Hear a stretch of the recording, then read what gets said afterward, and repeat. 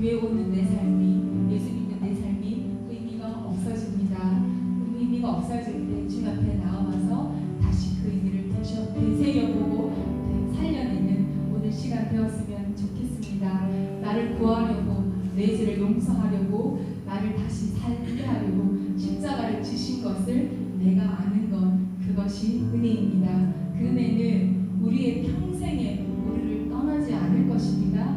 우리가 살다 잊어도 그 은혜는 떠나지 않을 것입니다. 영원히 우리와 함께 하겠다고 약속하셨습니다.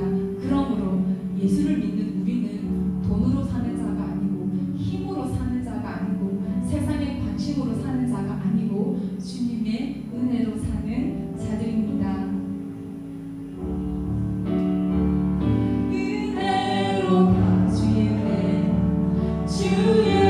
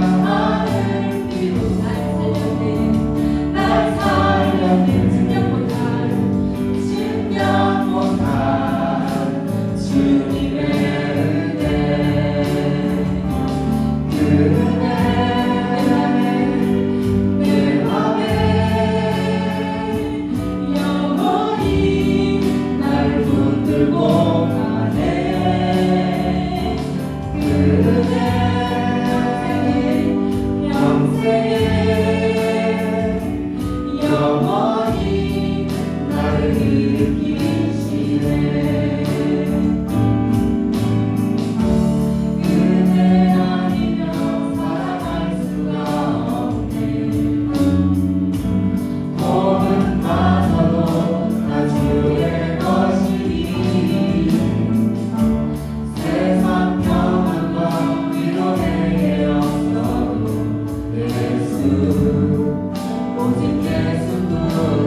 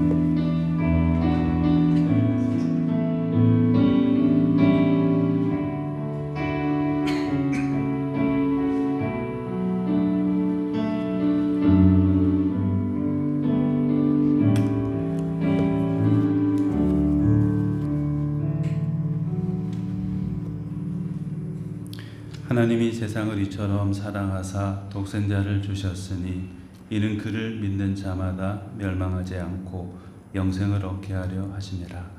하나님이 그 아들을 세상에 보내신 것은 세상을 심판하려 하심이 아니요 그로 말미암아 세상이 구원을 받게 하려 하심이라. 아멘.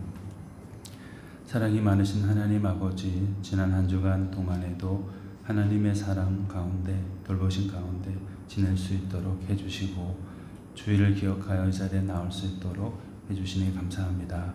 저희들의 있는 모습 그대로 주님께 나아가오니 긍휼히 여겨주시고 하나님의 새롭게 하시는 은혜로 가득 채워주시옵소서.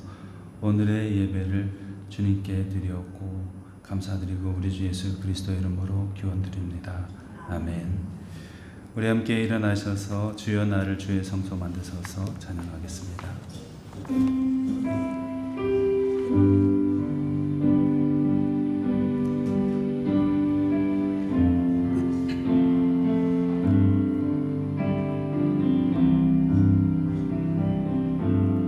주여 나를 주의 성소 만드소서.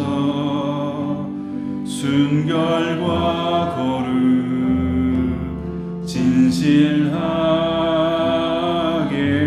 감사로서 당신을 위해 주의 성소 되리. 주여 나를 주의 성소 만드소서. 순결과 거룩 진실하게 감사로서 당신을 위해 주의 성소 되리. 주여 나를 주의 성소 만드소서. 순결과 거룩 진실하게 감사로서 당신을 위해 주의 성소 되리. 오늘은 교독문 128번 말씀을 함께 교독하겠습니다. 128번 사순절 5번째 주일 말씀입니다. 나의 영혼이 잠잠히 하나님만 바라며 나의 구원이 그에게서 나오는도다. 오직 그만이 나의 반석이시요 나의 구원이시요 나의 요새시니 내가 크게 흔들리지 아니하리로다. 넘어지는 담과 흔들리는 울타리 같이 사람을 죽이려고 너희가 일제히 공격하기를 언제까지 하려느냐. 그들이 그를 높은 자리에서 떨어뜨리기만 하고 거짓을 즐겨하니 입으로는 촉이요 속으로는 저주다. 나의 영혼아 잠잠히 하나님만 바라라. 물은 나의 소망이 그로부터 나오는도다. 오직 그만이 나의 반석이시요 나의 구원이시요 나의 요새시니 내가 크게 흔들리지 아니하리로다. 나의 구원과 영광이 하나님께 있으며 내 힘의 반석과 피난처도 하나님께 있도다. 백성들아 시시로 그를 의지하고 그의 앞에 마음을 도하라. 하나님은 우리의 피난처시로다. 아멘. 이제 우리 신앙을 사도신경으로 고백하겠습니다. 나는 전능하신 아버지 하나님 천지의 창조주를 믿습니다. 나는 그의 유일하신 아들 우리 주 예수 그리스도를 믿습니다. 그는 성령으로 잉태되어 동정녀 마리아에게서 나시고 본디오 빌라도에게 고난을 받아 십자가에 못 박혀 죽으시고 장사된 지 사흘 만에 죽은 자 가운데서 다시 살아나셨으며 하늘에 오르시어 전능하신 아버지 하나님 우편에 앉아 계시다가 거기로부터 살아있는 자와 죽은 자를 심판하러 오십니다. 나는 성령을 믿으며 거룩한 공교회와 성도의 교제와 죄를 용서받는 것과 몸의 부활과 영생을 믿습니다. 아멘. 앉으셔서 144장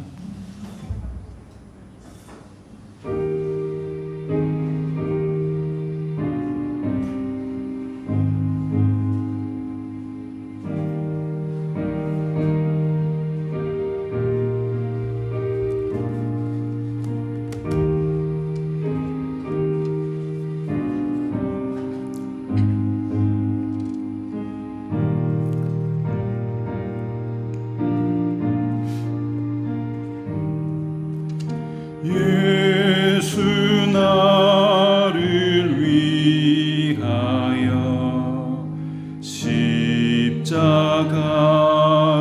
질 때 세상 죄를 지시고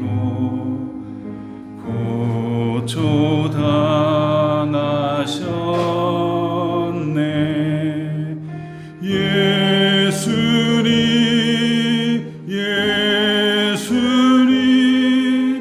나의 죄 위하여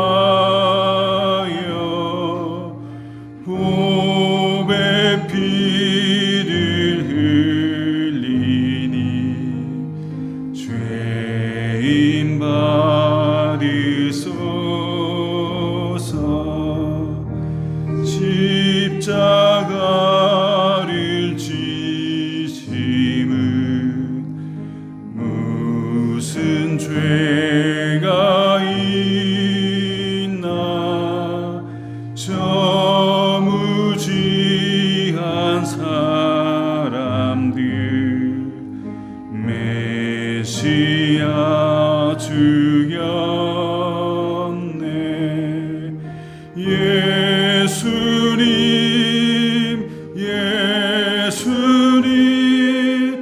나의 죄 위하여 보배 피를 흘리니 죄인 받으소서.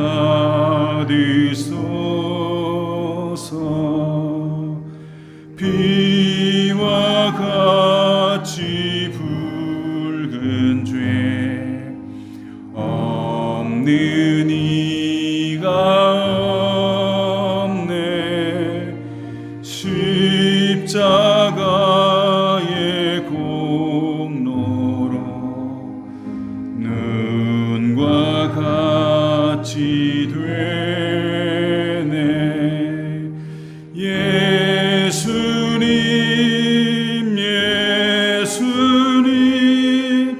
나의 죄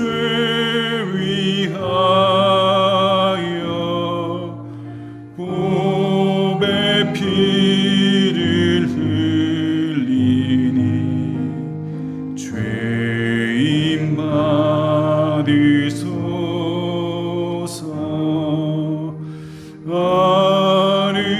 아름답다 예수여 나의 좋은 친구.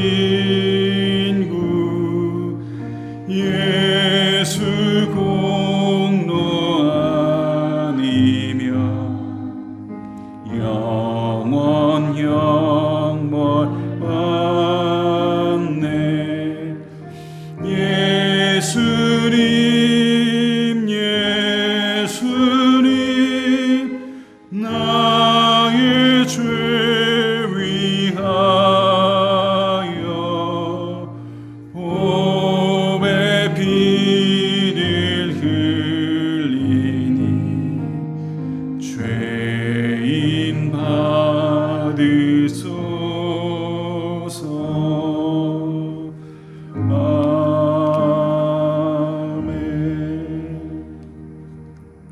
오늘은 우리 최소윤 학생이 대표로 기도해 주시겠습니다.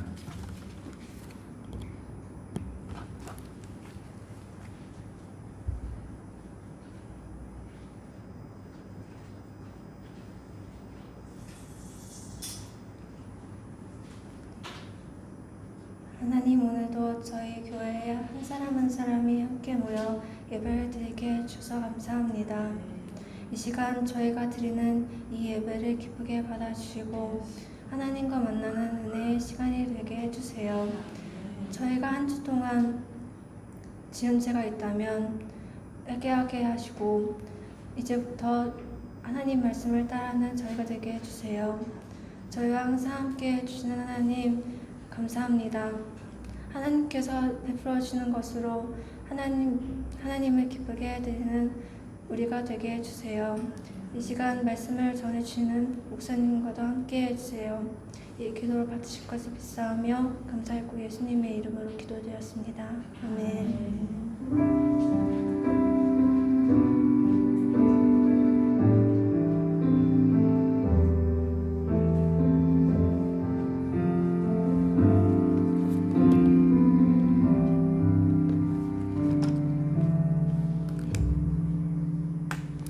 오늘 하나님께서 우리에게 주시는 말씀은 마가복음 9장 14절에서 29절 말씀까지입니다.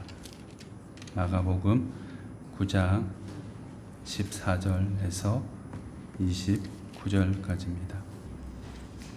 한 절씩 읽겠습니다. 이에 그들이 제자들에게 와서 보니 큰 무리가 그들을 둘러싸고 서기관들이 그들과 더불어 변론하고 있더라.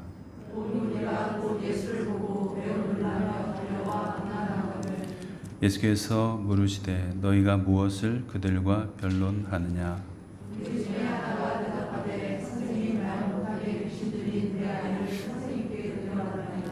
귀신이 어디서든지 그를 잡으면 거꾸러져 거품을 흘리며 이를 갈며 그리고 파리해지는지라. 내가 선생님의 제자들에게 내쫓아 달라 하였으나 그들이 능히 하지 못하더이다.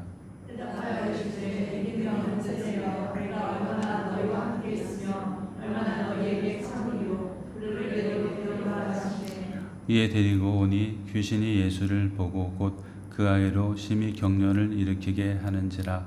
그가 땅에 엎드려져 구부르며 거품을 흘리더라.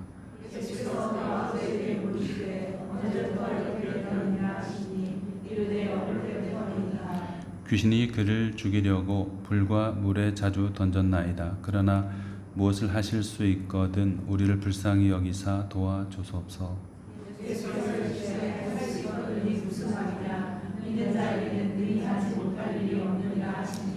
곧 그 아이의 아버지가 소리를 질러 이르되 내가 믿나이다. 나의 믿음 없는 것을 도와주소서 하더라.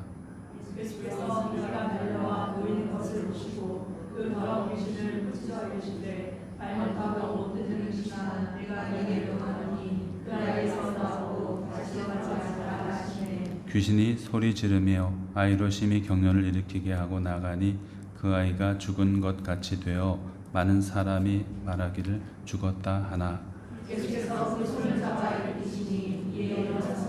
집에 들어가심에 제자들이 조용히 묻자오되 우리는 어찌하여 능히 귀신을 쫓아내지 못하였나이까?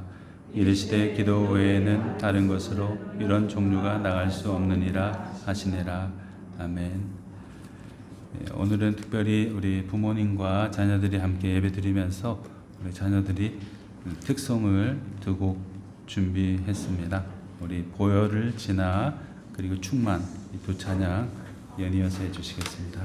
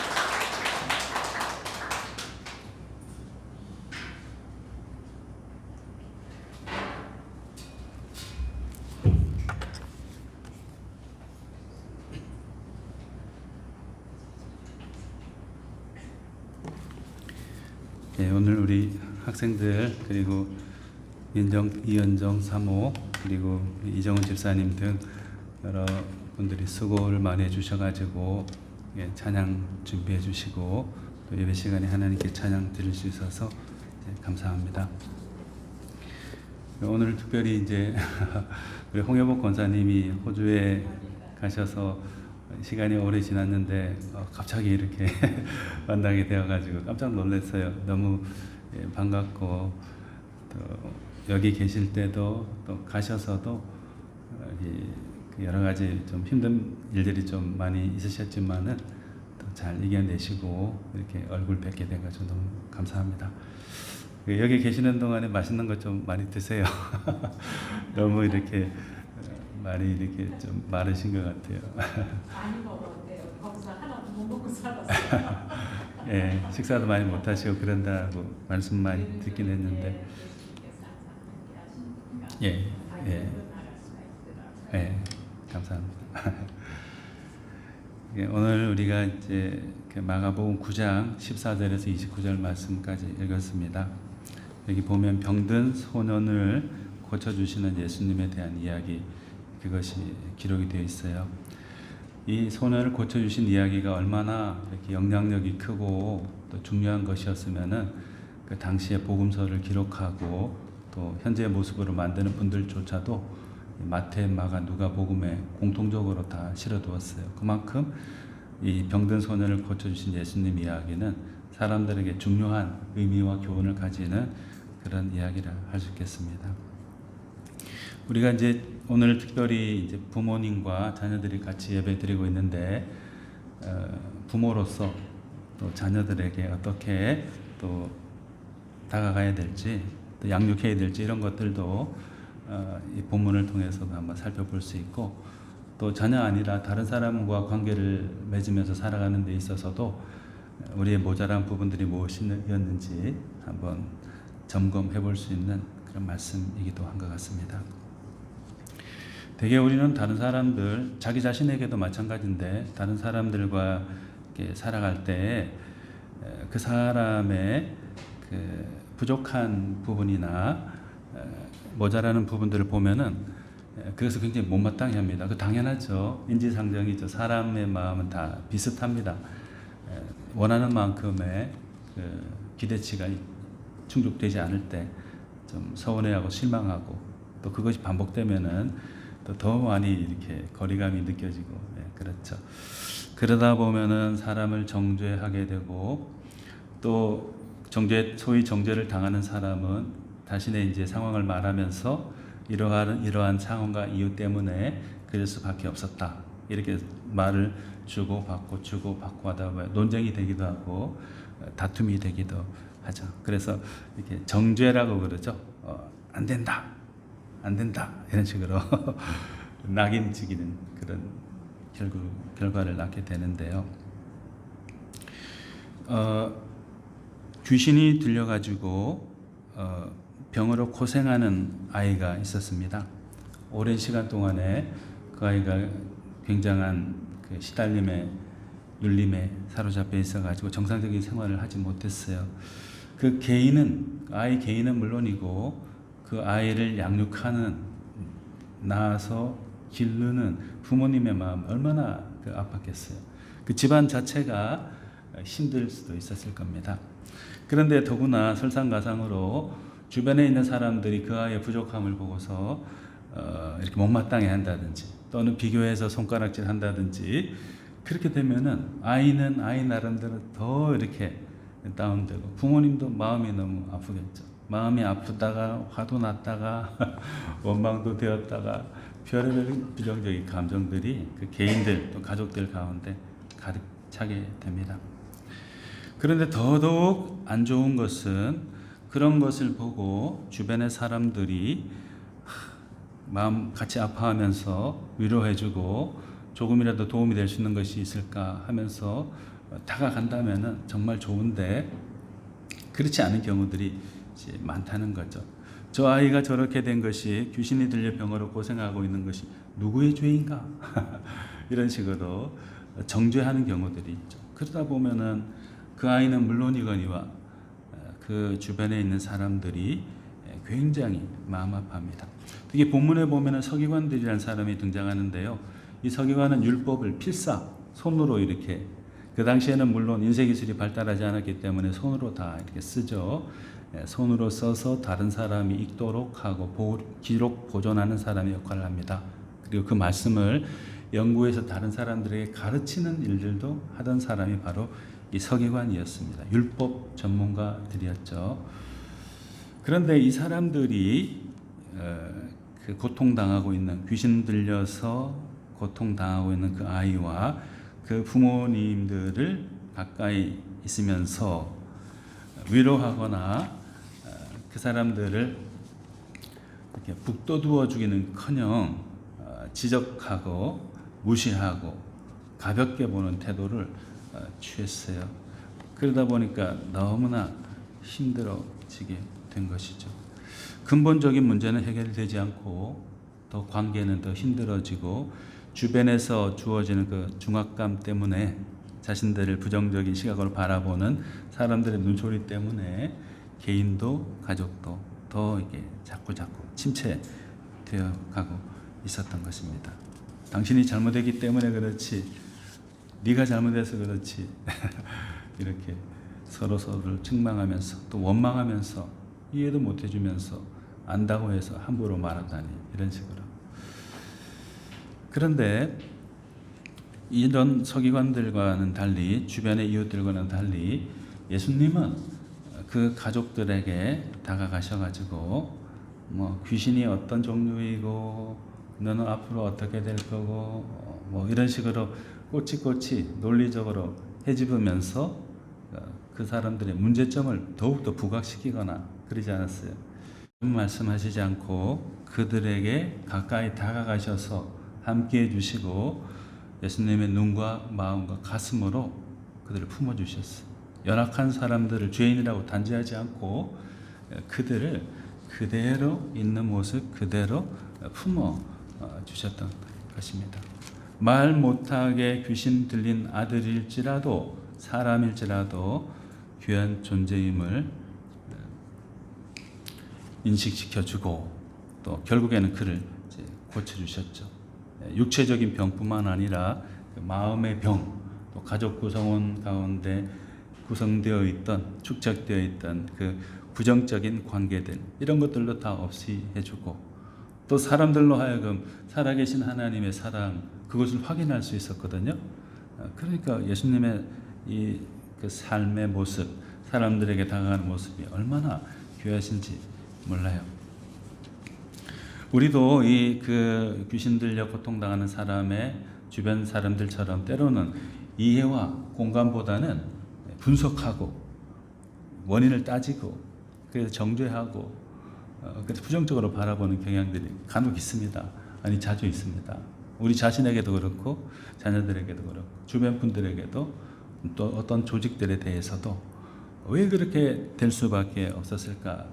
왜 거기서 헤어나오지 못할까?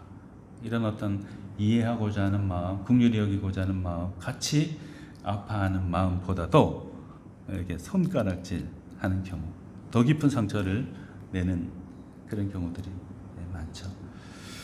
치유는 그런 분석이나 지적이나 정죄를 통해서가 아니고, 진정한 치유는 예수님 보여주신 것처럼 이해와 공감, 그 사람을 있는 그대로 품어 안음에서부터 시작됩니다.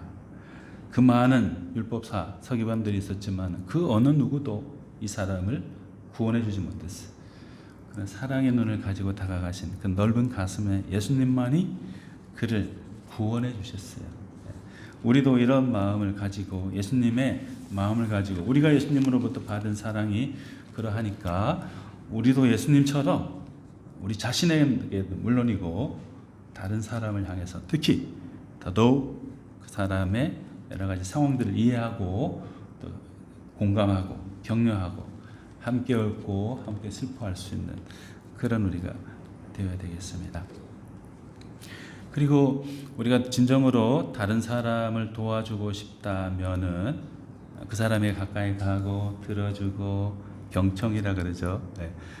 들어주고 또 그의 상황들을 이해하고 격려하고 필요합니다. 그런데 이런 이해와 격려 이런 것보다 근본적으로 해야 될 게 있는데 그리스도인으로서 하나님의 자녀된 사람으로서 근본적으로 해야 될 일이 있는데 그것은 그 고난당하는 사람, 그 고난당한 사람을 누구에게라고 모시고 데리고 가야 될까요? 맞습니다. 우리 주 예수 그리스도 그분께 데리고 모시고 가야 돼요. 예수님을 만날 수 있는 환경을 나도 부족하지만은 만들어 주기 위해서 부단히 노력하고 기회를 제공하고 그 현장에 있을 수 있도록 그 아픔을 당한 사람을 데리고 가고 이끌어 가는 것. 그것을 실천해야 됩니다. 그 사랑이 없이는 그 아픔을 당한 사람을 온전하게 전인적으로 돕거나 구원해 줄 수가 없죠. 제가 우리 성도님들한테 유튜브 연동시켜가지고 보내드렸는지 잘 모르겠는데 지난 며칠 전에 이제 유튜브에서 영상을 하나 봤어요. 나무늘보 이야기인데 그 아기 나무늘보가 어떤 이유에신지는 모르지만 나무에서 이렇게 뚝 떨어졌어요. 그래서 이제 바닥에 자기 집에 올라가지 못하고 엄마가 계신 곳에 올라가지 못하고 바닥에 그냥 떨어져 있는 거예요. 근데 지나가던 어떤 남자 한 사람이 숲길을 가다가 나무에서 떨어진 그 아기 늘보를 보고서 힘없이 푹 젖어 있는 그 늘보를 아기 늘보를 나무 밑둥에서부터 엄마가 있는 그 위를 향해서 이렇게 올려줬어요.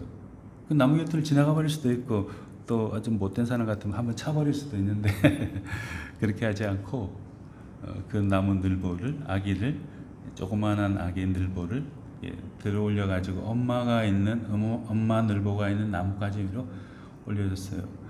그랬더니 그 올라오는 자기 아기 나무 늘보를 보고서 엄마가 내려와 가지고 손을 이렇게 뻗쳐 가지고 손을 뻗쳐 가지고 그 아기를 이렇게 안고 나무 위로 이제 올라갔어요.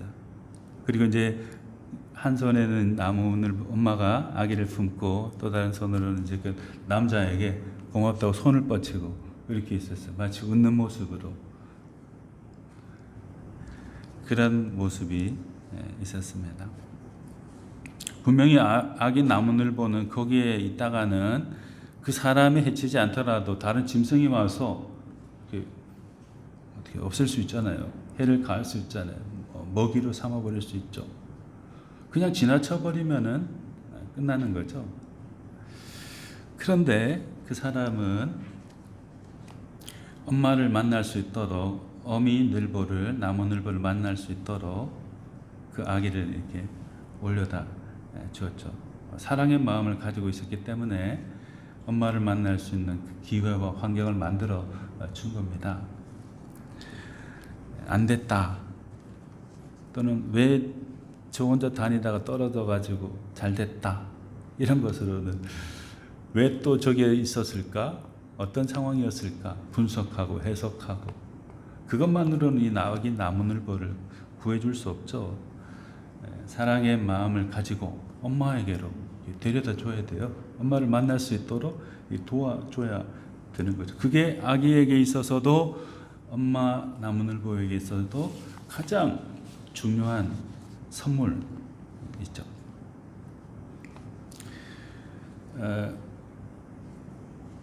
18절 본문 상반절 20절 22절 상반절에 보면은 현대어 성경에 이렇게 이제 기록하고 있습니다. 귀신이 그에게 발작을 일으키면 아무 데서나 넘어져 거품을 내고 이를 갈면서 온 몸이 빳빳해져 버립니다. 아이를 예수님께 데려가니 귀신이 예수님을 보고 아이에게 발작을 일으켰다. 그러자 아이가 땅에 엎드러져 뒹굴면서 거품을 내기 시작했다. 귀신이 자주 아이를 불과 물속에 던져 죽이려 했습니다. 이렇게 말했습니다. 이렇게 귀신이 들려가지고 막 아무데나 넘어져 버리고 또는 이상적인 행동을 하고 거품을 막 내뿜고 이를 부득부득 갈고 때로는 온몸이 경직돼 가지고 나무 토막처럼 되어버리고 불과 물에 막 함부로 뛰어들어가 버리고 귀신이 씌어가지고 그런 걸 보면서 얘야 제 곁에는 절대 가면 안 된다. 이상한 일이 생기게 된다. 무서운 일이 생길 수도 있으니까 피해를 받을 수 있으니까 곁에 가지 말거라. 누구는 그럴 수 있잖아요. 그런데 어떤 사람은 특히 우리 예수님은 그 아이에게 다가가셨어요. 또 그 다가감 이전에 사람들이 그 아이를 예수님께 데리고 갔을 것입니다. 그리고 예수님을 만나게 해 주었어요. 그래서 근본적인 그 아이의 문제 그리고 그 가정의 문제 그 문제가 아픔이 슬픔이 눈물이 해결받을 수 있도록 해 주었습니다. 17절에 보면은 이런 말씀 있죠. 무리 중에 하나가 대답하되 선생님 말 못하게 귀신 들린 내 아들을 선생님께 데려왔나이다. 부모님이겠죠. 내 아들이라고 했으니까 부모님이 예수님께 귀신 들려 고통받고 있는 아이를 데리고 갔습니다. 가기 전에 뭐 여러 가지 많은 일들을 했겠죠. 약도 이제 좋다는 약은 다 구해서 먹여보기도 하고 또 심리적인 안정을 취할 수 있도록 여러 가지 좋은 환경들도 만들어주고 다 해봤을 것입니다. 왜냐하면 사랑하기 때문에. 그렇지만 그 아이를 위해서 제일 부모로서 잘한 일이 있다면 그 아이를 예수님께로 데리고 가서 예수님을 만나게 해줬다는 거예요. 예수님 못 만났으면 이 아이는 평생 그렇게 살다가 귀신에게 고통받고 사람들에게 천시받고 하다가 죽어버렸을 수 있겠죠. 그 아이의 아픔이고 가족의 아픔이죠. 또 크게 말하면 사회 병폐를 폭로하는 거니까 사회의 아픔이기도 합니다. 자녀에게 또는 사랑하는 사람에게 예수 그리스도를 만날 수 있도록 우리 자신도 부족하긴 하지만 끊임없이 노력하고 때로는 잘못하기 때문에 반성하기도 하면서 어떻게 하든지 사랑하는 자녀들이 또 주변의 사람들이 예수 그리스도를 만날 수 있도록 도와주는 것이 가장 큰 선물이라고 할 수 있겠습니다. 사랑한다면 상대를 예수님께로 나아갈 수 있도록 반드시 도와주어야 하는 것이 필요한 것이죠. 사랑하는 여러분, 특별히 오늘 우리 부모자녀 연합예배 드리고 있는데 그리스도인 부모로서 우리 사랑하는 자녀들이 예수님께로 한 걸음씩 더 나아갈 수 있도록 크고 작은 길들과 기회들을 제공하고 또 붙들어주고 때로는 또 이끌어가고 그렇게 해야 되겠습니다. 그것이 수만 가지의 언어를 말하고 또 엄청난 지식을 가지는 것보다 더 중요하고 제일 우선순위에 두어야 될 부모로서의 신앙인 부모로서의 과제입니다. 그래서 사랑한다면은 우리 자녀들을 사랑한다면은 예수님을 만날 수 있도록 예수님께 나아가도록 이끌어주고 도와주는 우리가 되도록 해야 되겠습니다. 뿐만 아니라 사랑하는 사람이라면은 그 상대를 위해서 간절히 중보해서 기도해 주는 것이 필요하죠. 또 그 기도가 이루어질 때까지 확신 가운데서 기다려 주는 것이 이제 필요합니다. 22절에서 24절에 보면은 이런 말씀이 있습니다. 귀신이 그를 죽이려고 불과 물에 자주 던졌나이다. 그러나 무엇을 하실 수 있거든 우리를 불쌍히 여기사 도와주옵소서. 예수께서 이르시되 할 수 있거든이 무슨 말이냐? 믿는 자에게는 하지 못할 일이 없느니라 하시니 곧 그 아이의 아버지가 소리를 질러 이르되 내가 믿나이다. 나의 믿음 없는 것을 도와주소서 하더라. 이렇게 말씀했습니다. 주님께 이 부모님이 찾아 나가서 간절하게 기도한 것이죠. 간청한 것이죠. 귀신은 이 아이를 죽이려고 물과 불에 자주 던져버리기도 하는 몹쓸 짓을 합니다. 그렇지만 주님 우리를 불쌍히 여기셔서 뭘 할 수 있으시거든 좀 해 주시옵소서. 도와주시옵소서. 이게 아버지가 소리 질러 가지고 자기 믿음을 고백하면서 주님의 도우심을 간절하게 구했죠. 중보기도죠. 중보기도. 자녀의 행복과 안정 회복 위해서 주님께 나아가서 간절히, 진짜 간절히 기도 드린 것이죠.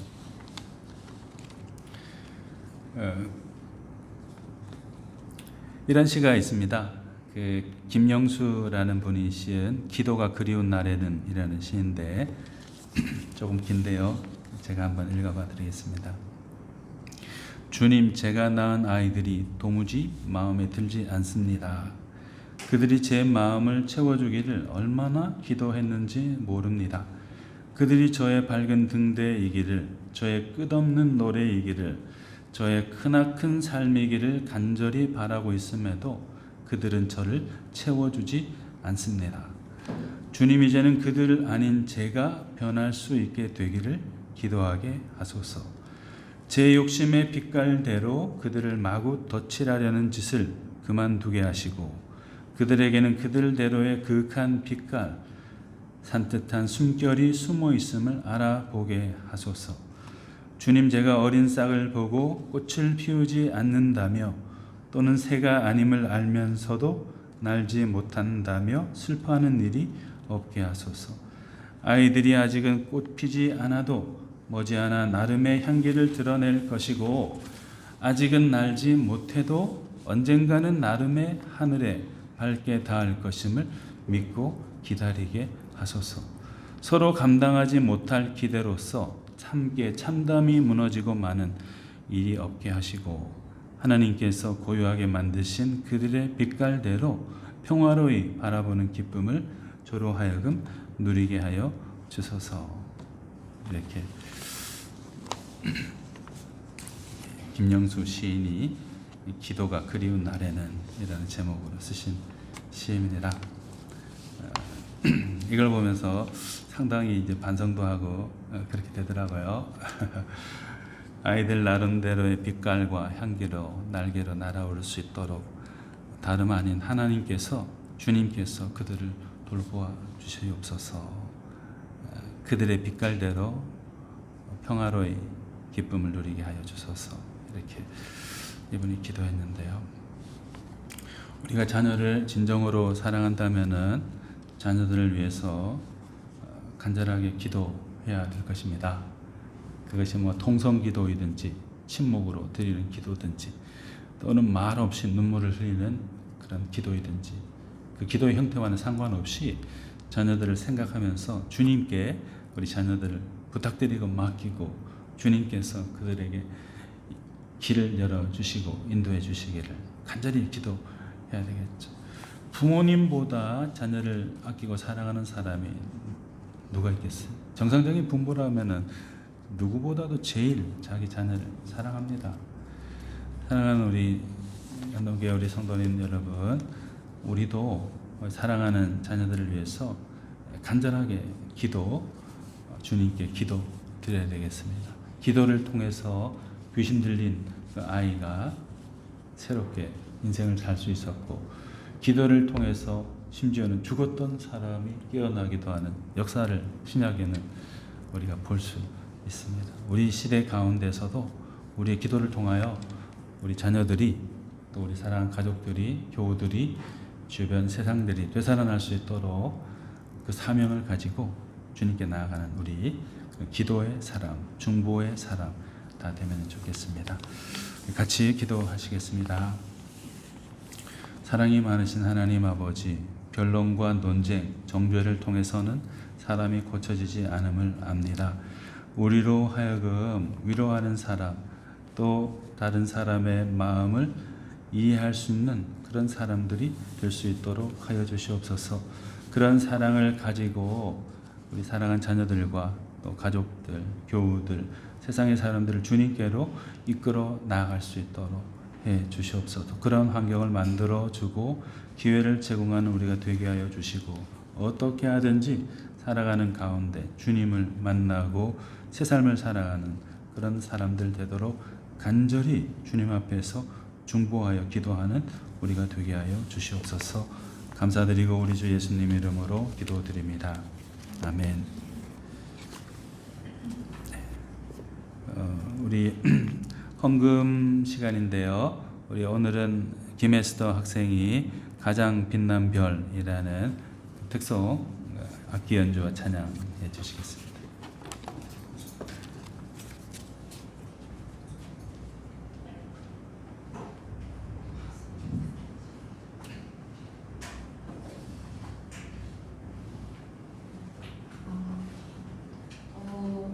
이게 가장 빛난 별이라고 제가 한국에서 특송했던 엄마랑 특송했던 곡인데요.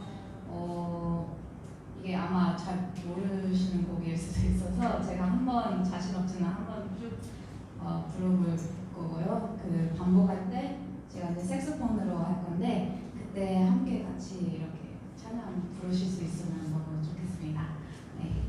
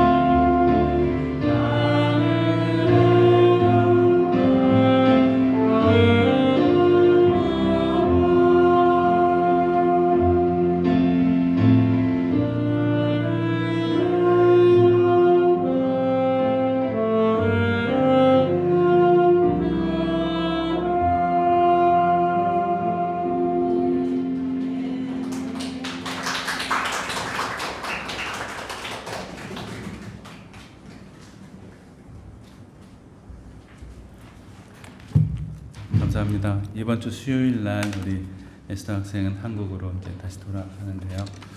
이게 전에 이제 김호창 목사님 저 앞집에 사셨는데 그때부터 알게 되어가지고 지금까지 이렇게 인연이 이어져가지고 너무 감사드리고요. 또 우리 여기 페낭에 있는 동안에 또 우리와 함께 또 예배 드릴 수 있어서 너무나 감사했고 고마웠습니다. 우리 박수 한번 하겠습니다. 우리 다 함께 찬송가 317장 1절 찬송하면서 봉헌하겠습니다. 1절만 하겠습니다. 예, 우리 1절 317장 찬송가 있으시죠? 예, 317장 보시고 같이 찬송하겠습니다.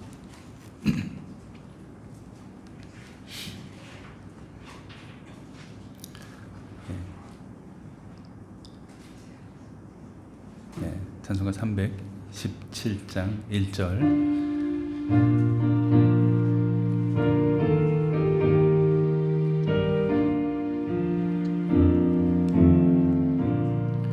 내 주 예수 주신 은혜 한없건만 내 주 앞에 이 적은 것 다 드리니 주 예수여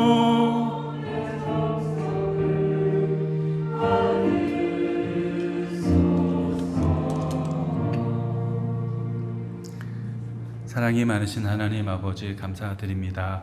지난 한 주간 동안에도 하나님의 사랑으로 우리를 품어주시고 인도하여 주셨음을 진심으로 감사드립니다.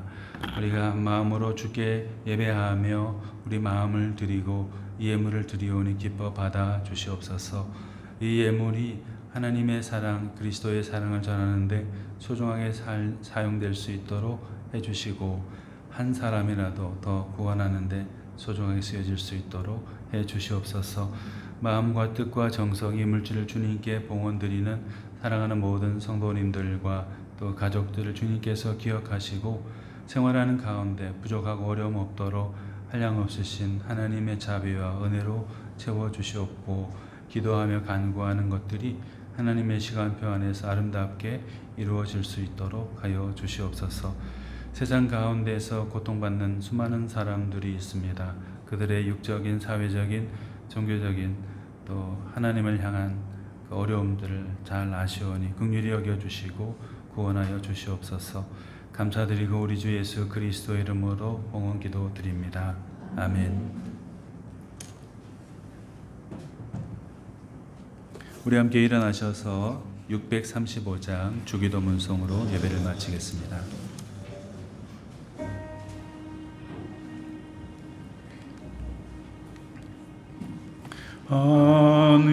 하늘에 계신 아버지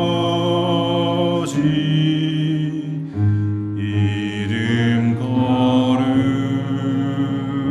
거룩하사 주님 나라 임하시고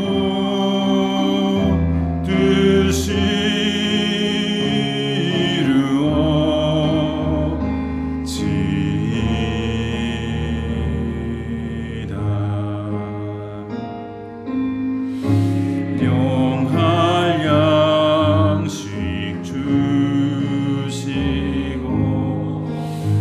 우리들의 큰 죄 다 용서하옵시고 또 시험에 들게 마시고 악에서 구원하소서. 대개 주의 나라 주의 권세 주의 영광 영원히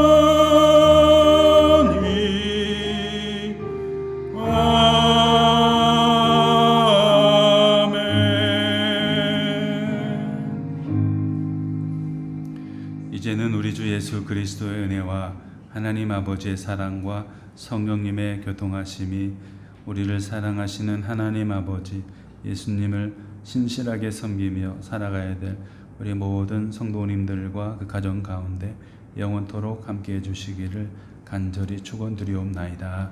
아멘.